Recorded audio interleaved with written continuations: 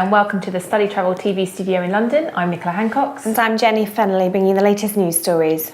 So, the top headlines this week. EC announces intention to acquire Embassy English. France unveils international student growth plans. And England to expand 2-year degree options. And much more as well. It's a very big news week, Hanks. It is indeed. And we start with EC English Language Centres, which has announced its intention to acquire Embassy English from current parent company Study Group.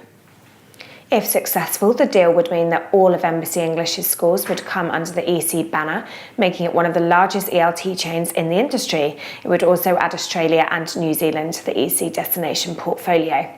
The Embassy Summer, Young Learners and Embassy Academy sub-brands are all also part of the acquisition.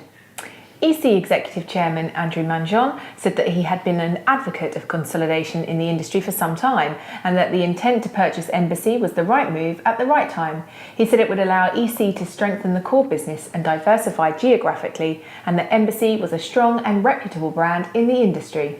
Emma Lancaster, CEO of Study Group, said the proposed transaction was a strong development for the sector and that Study Group would continue to focus on its core business. The deals and final agreements are expected in coming weeks, EC said.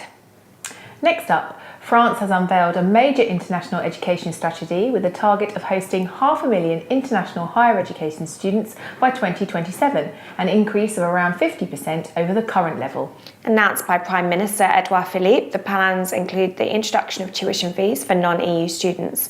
He said the fees of around €3,000 per year were still very competitive compared with the UK or North America, but would bring more equity to the system and prevent the association of free education with low quality in some markets.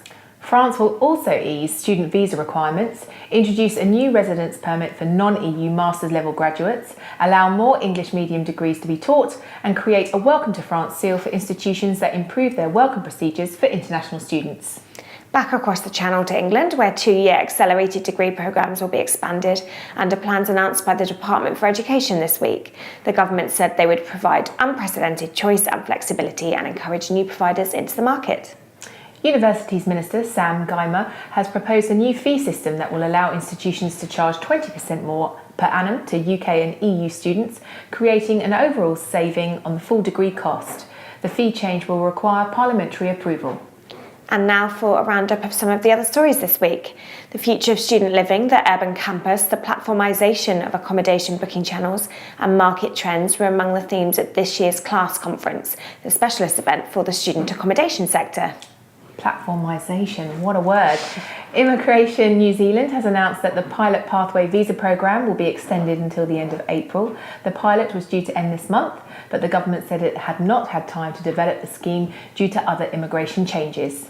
The Ministry of Foreign Affairs in Japan has applied a 6-month ban on student visa applications from 12 Vietnamese agencies, following claims of forged Japanese language proficiency certificates. Turkish Agency Association UED held its annual award ceremony in Istanbul recently, rewarding partner language schools and service providers, and voted for by members of the association. New Horizons Australia Institute of Technology has announced a partnership with Navitas English to launch an Elicosta vocational packaging partnership. Long-term sustainability, emerging opportunities and the culture of Africa were among the topics discussed at this year's African Student Recruitment Conference in London. And the reality of the international student experience at UK universities was under the spotlight at a recent conference hosted by Universities UK and the UK Council for International Student Affairs. Lots of events going on at the moment. Yes, the editorial team have been very, very busy. Reports on those events and more on all of those stories on our website, along with photos from the CLASS conference, fam trips for Humboldt Institute and Freelingua, and an award for Millfield Enterprises. Thanks for watching. Goodbye. Goodbye.